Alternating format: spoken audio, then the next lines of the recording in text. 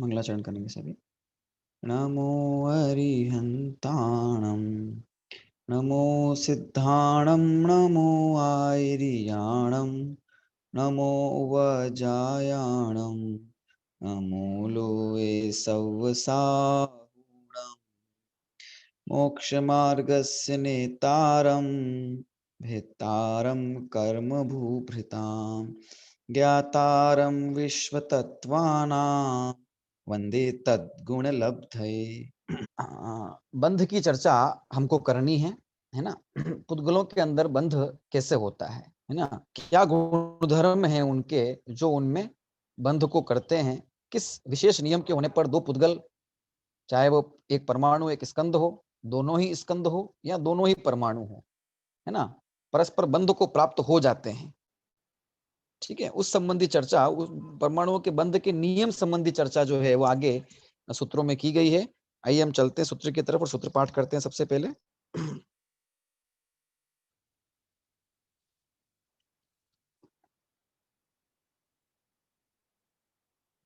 सूत्र क्रमांक 33। स्निग्ध रुक्षत्वाद बंधः, पुनः स्निग्ध रुक्षत्वाद बंधः, स्निग्ध रुक्षत्वाद बंधः, स्निग्ध डैश रुक्षत्वाद बंधः।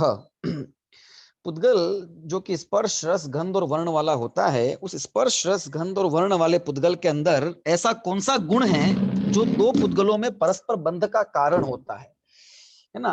क्या स्पर्श से होता है, रस से होता है, गंध से होता है या वर्ण से होता है। जब दो चीजें जुड़ती है तो उसके उनके जुड़ने का कारण क्या है, स्पर्श गुण है या रस गुण है ना, या गंध है या वर्ण है। ठीक है, तो उनके जुड़ने का कारण, परस्पर बंधने का कारण जो है वो स्पर्श गुण है। जब दो चीजें आपस में टकराती है, स्पर्श को प्राप्त होती है, उनमें स्पर्शपना होता है, तो वे बंध को प्राप्त होती है अथवा नहीं भी होती, लेकिन जो होती है बंध को प्राप्त तो वो स्पर्श गुण के, और कोई गुण उनमें बंध का हेतु नहीं है। रस गुण के कारण दो चीजें बंध को प्राप्त नहीं हो सकती, है ना। इसी तरह गंध वर्ण गुण उनके अंदर बंध का कारण तो उनका स्पर्श ही है। दोनों का जो स्पर्श गुण है वो ही बंध का कारण है, उसी के कारण बंध होगा। हम विचार करेंगे तो भी हमको ये बात समझ में आ जाएगी, है ना। बंध उसी के कारण से होगा। ठीक है, तो स्पर्श गुण के कारण से बंध होता है, क्योंकि हर पुद्गल में स्पर्श गुण है। पहले दूसरी बात, स्पर्श गुण की 8 पर्यायों की चर्चा हमने की थी। 8 पर्याय है ना, हल्का भारी, रूखा चिकना, कठोर नरम, कड़ा नरम, और कठोर नरम, हल्का भारी, रूखा चिकना, ठंडा गर्म। इसमें से कौन सी पर्याय बंध का कारण है, कौन से गुण जो है वो बंध का कारण है, ये भी एक चर्चा है। तो क्योंकि पुद्गल के परमाणु के अंदर मैंने देखा था, यहां तो स्निग्धता होगी या रुक्षता होगी या उष्णता होगी या शीत, 4 होंगे। बाकी हल्के भारी की तो बात, उनको तो रहने ही दो चारों को, है ना। अब बचे ये 4, इन चारों में से उष्णता और शीत, शीत और उष्ण, ये जो गुण हैं स्पर्श गुण के, ये बंध के कारण नहीं है। बंध जो होता है वो होता है उनकी या तो स्निग्धता से या रुक्षता से, या स्निग्धता रुक्षता दोनों। स्निग्धता और रुक्षता ये बंध के, स्पर्श गुण और स्पर्श गुण की स्निग्धता और रुक्षता रूप जो पर्याय हैं वो बंध का कारण है। यानी कि चिकनाई और रूखेपन के कारण दो वस्तुओं में बंध होता है, ये कहना चाहते हैं यहाँ पर। इस सूत्र का सीधा अर्थ ये है कि दो परमाणुओं के अंदर बंध, या दो स्कंधों में या दो पुद्गलों में जो बंध है, वो बंध उन दोनों में पाए जाने वाले स्निग्धता के गुण से, है ना, अथवा दोनों में पाए जाने वाले रुक्षता के गुण से, अथवा स्निग्धता और रुक्षता, इन गुणों के कारण से बंध होता है। बंध के हेतु ये हैं स्निग्धत्व, चिकनाई और रूखापन। ठीक है, इसलिए एक परमाणु भी अगर है तो उस परमाणु के अंदर भी यहाँ तो स्निग्धत्व होगा या रुक्षत्व होगा। ठीक है, जो स्निग्ध है वो रुक्ष नहीं है, जो रुक्ष है वो स्निग्ध नहीं है। लेकिन स्पर्श गुण की एक पर्याय उसमें अवश्यम भावी है ही है, स्निग्ध रुक्ष में से एक और शीत उष्ण में से एक। लेकिन शीत उष्ण बंध का कारण नहीं है, बंध का कारण है स्निग्धता और रुक्षता। ठीक है, ये इस सूत्र का अर्थ है। सूत्र देखते अपन क्या है, स्निग्धत्व और रुक्षत्व से बंध होता है। स्निग्धत्व और रुक्षत्व से बंध होता है। स्निग्धत्व मतलब चिकनापन और रुक्षत्व मतलब रूखापन, है ना। अनेक प्रकार की वस्तुएं जगत में, कुछ वस्तुएं चिकनी है, छूने पर चिकनापन महसूस होता है, कुछ वस्तुएं रूखी है, छूने पर रूखापन महसूस होता है। साधारण बात है ना। लोक में जो ये तो बड़े बड़े स्कंद हैं जो जिनका स्पर्श हमें स्पर्श ख्याल में आ जाता है, लेकिन क्योंकि यदि स्कंद में इस प्रकार की अवस्था है, तो यह अनुमान लगाया जा सकता है कि भाई जिन परमाणुओं से इनका निर्माण हुआ है वे भी निश्चित रूप से इन गुणों से युक्त होने ही चाहिए। तो परमाणु की, यहाँ नहीं दिखाई देने वाले अणुओं की, जिनका हमें स्पर्श नहीं हो पाता है ना, ख्याल में नहीं आता, ऐसे स्कंद अथवा अणुओं की भी जो रुक्षता या स्निग्धता है वो हमें अनुमान से हमारा ज्ञान का विषय बन जाती है। उसके बिना नहीं हो सकता, ठीक है ना। ये तो होना ही चाहिए, यही बंध का हेतु भी है ना। तो किसी में कम चिकनाई होती है, किसी में ज्यादा होती है ना, किसी में कम रुक्षता होती है, किसी में ज्यादा होती है, पर होती जरूर है, ठीक है। एक बात, बंध का कारण क्या है? स्निग्धता। पहला, स्निग्धता बंध का कारण है, यानी कि दो अलग अलग पुद्गलों के अंदर पाई जाने वाला जो स्निग्धता है वो बंध का कारण है। यानी कि चिकनाई, दोनों की चिकनाई स्निग्ध का स्निग्ध से भी बंद हो जाएगा, हो सकता है, ठीक है, वो बंध का कारण है। और रुक्षता बंध का कारण है, और रुक्ष का रुक्ष से भी बंध, रूखे का रूखे से भी मेल हो जाएगा, चिकने का चिकने से भी बंद हो जाएगा, और रूखे का चिकने से भी बंद हो जाएगा। बस में इस सूत्र का अर्थ ऐसा नहीं लेना चाहिए कि स्निग्ध का रुक्ष से बंद होता है, ये सूत्र का अर्थ नहीं है ना। ये सूत्र का अर्थ अर्थ का संक्षेप हो जाएगा, फिर उसका है ना, उसका अर्थ लाघव हो जाएगा, हमने अर्थ छोटा कर दिया उसका। इसका अर्थ ऐसा है, स्निग्ध का स्निग्ध से भी बंद होता है, वृक्ष का वृक्ष से भी बंद होता है, और स्निग्ध का भी वृक्ष से बंद होता है। तीनों बातें यहाँ पे ग्रहण करनी है अपन को। तो स्निग्धत्व और वृक्षत्व, है ना, ये बंध के हेतु होते हैं, ठीक है। ये एक बात हमें क्लियर समझ में आई। तो पुद्गल के अंदर स्पर्श गुण के कारण से बंध होता है, और स्पर्श गुण की, है ना, अनेक पर्याय होती है, उसमें से स्निग्धता और रुक्षता की जो पर्याय है, वे पर्याय जो है, वो जो गुण है उसका, जिसे यहाँ पे गुण कहा गया है ना, विशेषता जो है वो उसकी, वो बंध का हेतु बनती। जितने प्रकार का बंध हमें लोक में दिखाई देता है वह अनेक परमाणुओं से मिलकर बना है, और उन सब का जो आपस में बंधन हुआ है वो सब इन्हीं गुणों के कारण से हुआ है। स्निग्धता से हुआ, बंध से, रुक्षता से हुआ, स्निग्धता और रुक्षता से हुआ, ठीक है। देखिए क्या है, चार्ट भी देख लेते हैं अपन। बंध किसे कहना? अनेक पदार्थों में एक पने का ज्ञान कराने वाला संबंध विशेष। क्योंकि यहाँ अपन पुद्गल की चर्चा कर रहे हैं, इसलिए पुद्गल के बंध की बात हम समझेंगे, लेकिन और भी बंध की चर्चा आती है, ठीक है। जैसे जीव का कर्मों के साथ में बंध, ये हमने सुना है ना। तो वो सब क्या है उसका भी थोड़ा सा यहाँ पे अपन समझते हैं। देखिए, पुद्गल का पुद्गल से बंध जिसकी चर्चा अपन यहाँ पर कर रहे हैं, ठीक है, जो कि स्पर्श गुण के कारण से होता है, और यहाँ वही विवक्षित है, उसी की बात चल रही है, ठीक है। एक जीव का रागादि विकारी भावों के साथ भी बंध होता है, ठीक है। मतलब जीव का रागादि विकारी भावों में रुक जाना, है ना, आत्मा के अंदर रागादि विकारी भावों का उत्पन्न होना, क्रोधादि विकारी भावों का बने रहना, इसको भी बंध कहा है एक एक विवक्षा से। और जीव का कर्मों के साथ में बंध, है ना, कर्म आकर और जीव के साथ में बंध गए। अब जीव कर्म तो है पुद्गल, और जीव है जीव द्रव्य, आत्मा जो है वो जीव द्रव्य है। तो जीव और पुद्गल दो द्रव्य परस्पर बंध नहीं सकते हैं, ऐसा विधान नहीं है, ठीक है। लेकिन उनमें जो बंध की चर्चा की तो है, तो वो जो बंध है वो एक क्षेत्रावगाह बंध है, यानी कि एक ही क्षेत्र में, उसी क्षेत्र में, उन्हीं प्रदेशों में जहां जीव है वहीं पुद्गल रहता है कर्म रूप से, तो उसको बंध कहा जाता है ना। और नाना उनमें होने वाले, नाना प्रकार के जीवों में होने वाले परिणामों का निमित्त निमित्तिक संबंध पुद्गल से, पुद्गल के उदय बंध का संबंध जीव के निमित्त, जीव के परिणामों से या जीव से होता है। तो वो बंध की चर्चा वहां पर की जाती है, ठीक है। लेकिन वे कर्म जीव के स्वभाव को नहीं बदल देते, और जीव कर्म के स्वभाव को नहीं बदल सकता। पुद्गल जीव को नहीं बदल सकता, और जीव पुद्गल को नहीं बदल सकता। जीव बदल के पुद्गल नहीं हो सकता, और पुद्गल बदल के जीव नहीं हो सकता। इसलिए जो वो बंध है वो व्यवहारिक बंध है, कहने के लिए बंध है, वास्तविक बंध नहीं है, ठीक है। तो तीन प्रकार का बंध है ना, जिसमें से देखो 7 तत्व की अगर अपन बात करें तो जो बंध तत्व है ना, तो राग, जीव का रागादि विकारी भावों से बंध, जिसको संयोग संबंध कहा है ना, वो भाव बंध है। और जीव का पुद्गल कर्म नो कर्म इत्यादि से जो बंध है वो द्रव्य बंध है। सात तत्व चर्चा की थी ना हमने, द्रव्य सब द्रव्याश्रय भाव आश्रय द्रव्य बंध भाव, तो ये भाव बंध है, वो द्रव्य बंध है। और पुद्गल सा पुद्गल के बंध, वो पुद्गल का बंध है, पौद्गलिक बंध है, और वो पौद्गलिक बंध ही यहाँ विवक्षित है ना, उसी की अपन यहाँ पे बात कर रहे हैं, तो उसको अपन ध्यान में रहते हुए आगे बढ़ेंगे।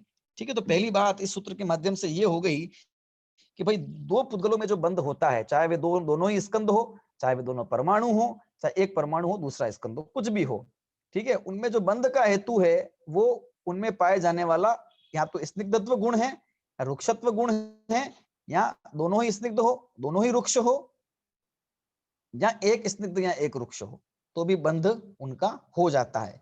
तो ये स्निग्धत्व और रुक्षत्व जो गुण है, किसी में स्निग्धत्व की पर्याय होगी, कई रुक्षत्व की पर्याय होगी, है ना, ये तो सब पुद्गलों में होती है। ठीक है, तो फिर सब क्यों नहीं बन जाते, फिर प्रश्न वही खड़ा हो जाएगा।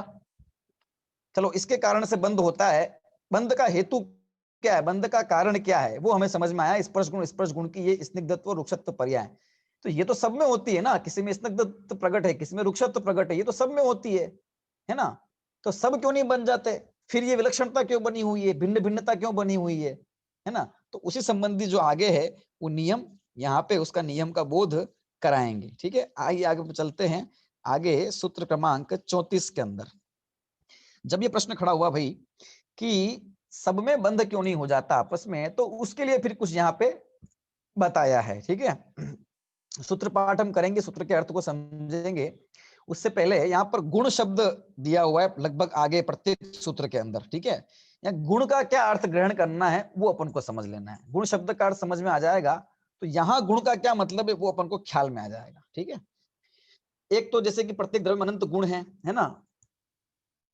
जैसे स्पर्श गंध वर्ण पुद्गल में ज्ञान दर्शन सुख वीर, ये जीव के अंदर ऐसे ऐसे गुण हैं, वो गुण, ठीक है, वो भी गुण है। यहाँ जो गुण का मतलब यह है, यहाँ गुण का मतलब है शक्ति अंश, यहाँ गुण का मतलब है उसकी शक्ति, ये ग्रहण करना है ना, जिसको अपन शक्ति अंश कहेंगे, शक्ति का अंश, वो यहाँ पे गुण ग्रहण करना चाहिए हमें। ठीक है, ताकत है ना, उसकी समझ लीजिए कि उसका किस क्वालिटी की उसके अंदर चिकनाई है, या किस क्वालिटी की स्निग्धता, या किस क्वालिटी की रुक्षता है, तो वो उसकी क्वालिटी को, है ना, वो मापने का जो इकाई है, उसको मापने का जो इकाई है, उसका नाम है गुण, जिसको हम शक्ति अंश भी कह सकते हैं, शक्ति का अंश। ठीक है, इसका एक नाम अविभाग प्रतिच्छेद भी है। द्रव्य क्षेत्र काल भाव की बात की ना, मैं द्रव्य की सबसे छोटी इकाई परमाणु, क्षेत्र की सबसे छोटी इकाई प्रदेश, काल की सबसे छोटी इकाई समय, और भाव की सबसे छोटी इकाई अविभागी प्रतिच्छेद। अविभागी प्रतिच्छेद के अंदर अपन उस भाव को देखते हैं। ठीक है, अविभाग प्रतिच्छेद मतलब शक्ति अंश, ये समझेंगे अपन। जैसे कि ज्ञान को समझे अपन, तो कितना ज्ञान, पूर्ण ज्ञान, थोड़ा ज्ञान, ज्यादा ज्ञान, है ना, इस प्रकार से वो अविभागी ऐसे हमको दिखाई नहीं देगा, लेकिन वो कम ज्यादा पना उसमें पाया जाता है, नजर आता है, इस प्रकार से। इसी प्रकार से पुद्गल के अंदर देखें तो मान लो कोई चीज, इसको कैसे समझेंगे अपन, कोई चीज, क्योंकि रूखा और चिकने की बात चल रही है अभी, ठीक है, ये गुण हर हर हर हर भाव में, हर विशेषता में होंगे, है ना। अभी बात चल रही है रूखे और चिकने की, तो चिकना है तो कितना चिकना है, उसकी चिकनाई कितनी है, उसको मापेंगे कैसे, क्या मापने का उसको क्या है एक पैमाना। ठीक है, रूखा है तो कितना रूखा है, ये गुण है। जैसे कि एक गुण चिकनाई है, इस पदार्थ में एक गुण चिकनाई है, इसमें दो गुण चिकनाई है, इसमें चार गुण चिकनाई है, इसमें असंख्य गुण चिकनाई है, इसमें अनंत गुण चिकनाई है, इसमें इससे अनंत गुना चिकनाई है, इसमें इससे असंख्यात गुण चिकनाई है। इसका मतलब उतना उतना ज्यादा है या उतना उतना कम है। बात सुना है, ये है शक्ति अविभागी प्रतिच्छेद, है ना, उसकी जो विशेषता है स्निग्धता और रुक्षता, उस पर्याय की ताकत को नापने का इकाई है ये। कि अपन ने किसी चीज को, ये कितना पुराना, कितना ज्यादा, कितना नया, कितना पुराना, अपन ने समय से नाप लिया, कितना बड़ा कितना छोटा, ये हमने क्षेत्र उसके प्रदेशों से नाप लिया, है ना, कितने कितना बड़ा, कितना अणु वाला, एक अणु वाला, दो अणु वाला, असंख्यात परमाणुओं वाला, कितना, वो अपन ने परमाणु से नाप लिया। अब कैसा है, चिकना है, चिकना है तो कितना चिकना है, रूखा है तो कितना रूखा है, वो कैसे नापेंगे, उसको नापने का ये एक इकाई है ना। भाव गुण कहो, ठीक है, अविभाज्य प्रतिच्छेद कहो, या शक्ति का अंश, शक्ति अंश कहो, सब एक ही बात है, ठीक है। तो ये गुण का अर्थ यहाँ हमें आगे ग्रहण करना है, ठीक है। अब अपन कहेंगे तो अपन को ये बात समझ में आ जाएगी क्या कहना चाहते हैं, है ना। जैसे कि इसको एक उदाहरण समझ लीजिए, जब पूर्व में 5वां अध्याय चर्चा की तब भी हमने समझा था इसको, पुनः समझते हैं अपन। देखिए, जैसे चिकनाई, बहुत से पदार्थ अलग अलग हैं, ठीक है, सब चिकने हैं, लेकिन उन सब की चिकनाई अलग अलग है। जैसे पानी के अंदर भी चिकनापन है, दूध में भी है, मलाई में भी है, और घी में भी है, चारों पदार्थ में चिकन। लेकिन दूध, पानी में जितनी चिकनाई है, क्या दूध उतना ही चिकना है या उससे ज्यादा है, कि उससे ज्यादा है। दूध में जितनी चिकनाई है ना, क्या मलाई में उतनी चिकनाई है, ज्यादा है कि ज्यादा है। और मलाई में जितनी चिकनाई है, क्या घी में उतनी ही चिकनाई है, उससे ज्यादा है कि ज्यादा है। चिकनाई सबके अंदर है, पर उसमें चिकनाई जो है, चिकनाई के जो गुण है ना, वो कम ज्यादा है। सबसे कम गुण वाली, कम गुण चिकनाई किसमें है, कि पानी में। उससे अधिक किसमें है, कि दूध में, उससे अधिक मलाई में, उससे अधिक घी में, है ना। और उससे अधिक अधिक और भी चिकने पदार्थ जगत में होते हैं, हो सकते हैं, ठीक है। इसी तरह दूध, अब एक दूध की बात हो गई, दूध भी सारे ही दूधों के दूध एक जैसे चिकने नहीं होते हैं, है ना। बकरी के दूध से अधिक चिकनाई गाय के दूध में, उससे अधिक चिकनाई भैंस के दूध में, उससे अधिक चिकनाई ऊँटनी के दूध में, है ना। चिकनाई भी अलग अलग अलग, और उनसे बनने वाला जो घी है वो भी अलग अलग चिकना है। तो ये जो चिकनाई जो है हर एक पदार्थ के अंदर, ये कम ज्यादा है, किसी में कम, तो उसको अपन नापेंगे तो हम ये कह देंगे भाई, मान लो पानी के अंदर 10 गुण चिकनाई है, तो उसमें 100 गुण चिकनाई है, उसमें 1000 गुण चिकनाई है, उसमें असंख्यात गुण चिकनाई है ना। इस तरह से उसको मापा जाता है ना। तो वो गुण, उसको गुण कहते हैं, ठीक है। उसकी शक्ति को मापने का जो हिस्सा है या शक्तियांश है, वो गुण। इसी तरह रूखेपन को नापेंगे, कोई चीज कम रूखी है, कोई ज्यादा है, और कोई उससे भी ज्यादा है। रेत भी रूखी है, एक घास का तिनका भी रूखा है, मिट्टी भी रूखी है, पत्थर भी रूखा है, लेकिन इन सबके रूखेपन में अंतर है, ठीक है ना।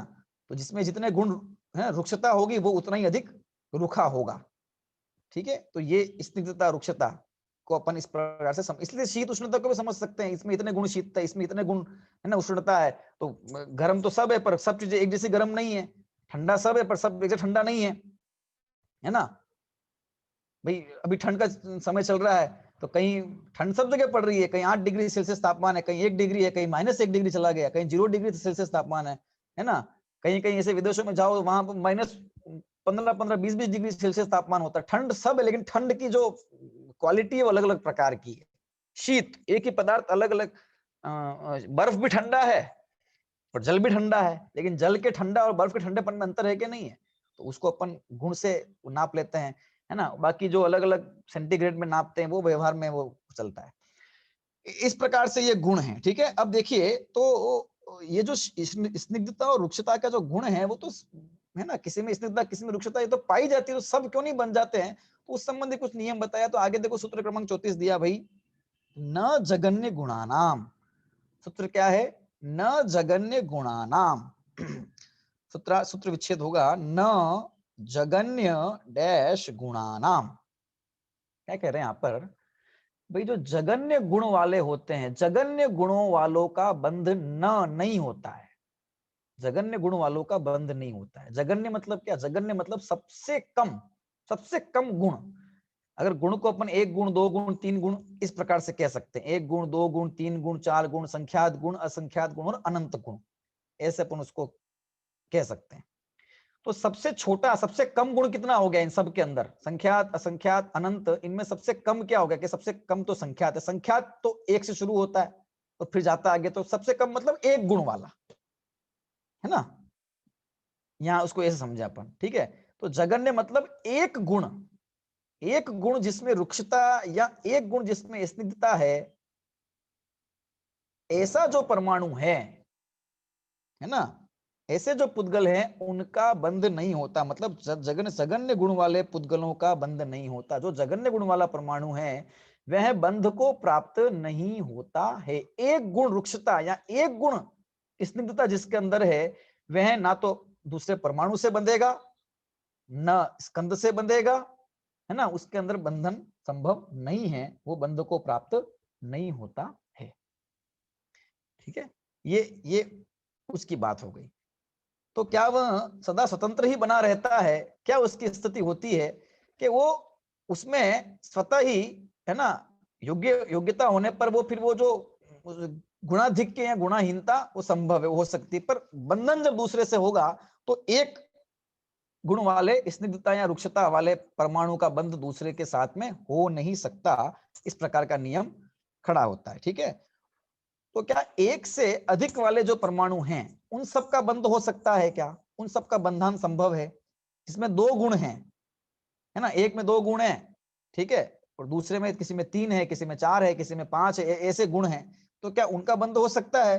क्योंकि इस सूत्र से तो हम यही ज्ञात में आता है कि भाई जघन्य गुण वाले का नहीं होता, इसका मतलब इसके अलावा सबका हो जाता है। तो उसका ही निषेध करने के लिए, उसमें भी कुछ विशेष नियम बताने के लिए फिर आगे का सूत्र कहते हैं, सूत्र क्रमांक 35 देखो, कि जघन्य गुण वालों का तो बंध होता ही नहीं, और किसका नहीं होता कि भाई गुण साम्य सदृशानाम।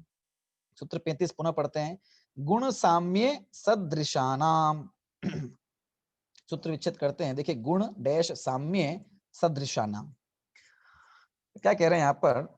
सूत्रार्थ देखिए, गुणों की समानता होने पर तुल्य जाति वालों का बंध नहीं होता है।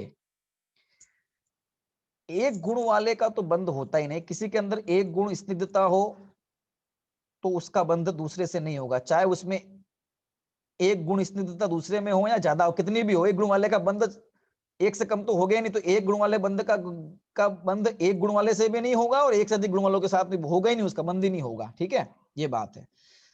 जिसमें दो गुण हैं, दो गुण स्निग्धता है या दो गुण रुक्षता है, या 3 गुण या 4 गुण या कितनी भी ज्यादा एक से अधिक जो भी है, तो क्या उनका भी परस्पर बंध नहीं होता? कब? कि जब गुण साम्य, वे दो पुद्गल जो परस्पर बंधना बंध रहे हैं, है ना, उन दोनों पुद्गलों में अगर गुणों की समानता हो, गुणों की सदृशा नाम, गुणों की सदृशता हो, उनके गुण एक जैसे हो, यानी एक पुद्गल के अंदर दो गुण स्निग्धता है और जिससे वो बंधने जा रहा है उसके अंदर भी दो गुण स्निग्धता है, तो उसका बंध नहीं हो सकता। एक पुद्गल के अंदर दो गुण स्निग्धता है, ठीक है, और सामने वाले के अंदर दो गुण रुक्षता है, तो भी बंध नहीं हो सकता।